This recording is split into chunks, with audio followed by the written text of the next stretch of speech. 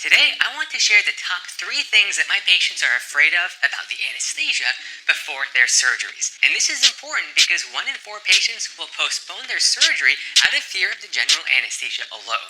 And a lot of these techniques to overcome these fears can be used outside the operating room as well.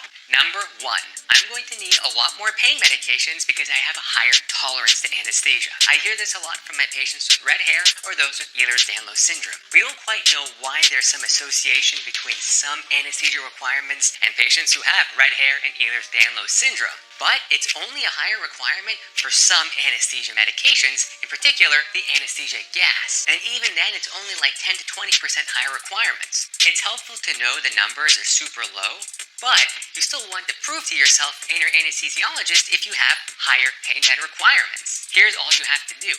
Ask them to inject a little bit of your skin with some lidocaine so you can feel for yourself that the lidocaine or the Novocaine or the other local anesthetic medication is working on your body. I've personally never had a patient not feel numb with the local anesthetic injection, whether it be for an IV, a nerve block, an epidural, or spinal, or even if it's injected somewhere else for the surgery. That way, you can prove to yourself that your body isn't immune to anesthesia medications. A lot of my patients might psych themselves out into thinking that they have higher anesthesia requirements, and that psyching out alone and that extra worry and anxiety actually can increase their anesthesia requirements, like a self-fulfilling prophecy. Big fear number 2, am I going to wake up during my surgery and feel everything that's happening to my body? It's actually super rare for the average elective surgery to wake up or to feel anything in the middle of your surgery if you're under general anesthesia, like with a breathing tube in your mouth. It's like 1 in 10,000. But those numbers might not mean a lot if you're really afraid of that before surgery. Try to transform that fear into a curiosity of what it's going to feel like to be under anesthesia in the first place. You're going to have a few seconds or even a few minutes when you get the first dose of anesthesia before you fall fully to sleep.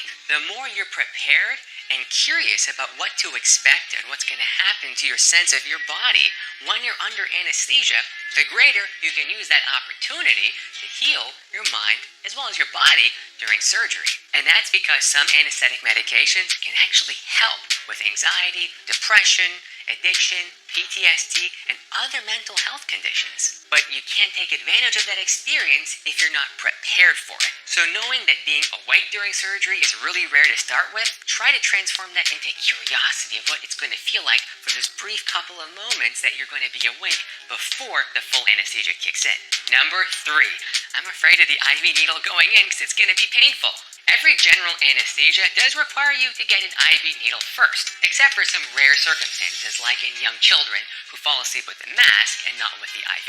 I have a couple very powerful tips for you. Number 1, ask your nurse or your doctor to inject some lidocaine in your skin first with a tiny needle before the IV needle goes in. This is what I do for all my patients. I first inject some lidocaine with a baby needle, like a 30 gauge needle, before the bigger IV needle goes in. That way they won't feel the bigger needle at all when it's going through the skin.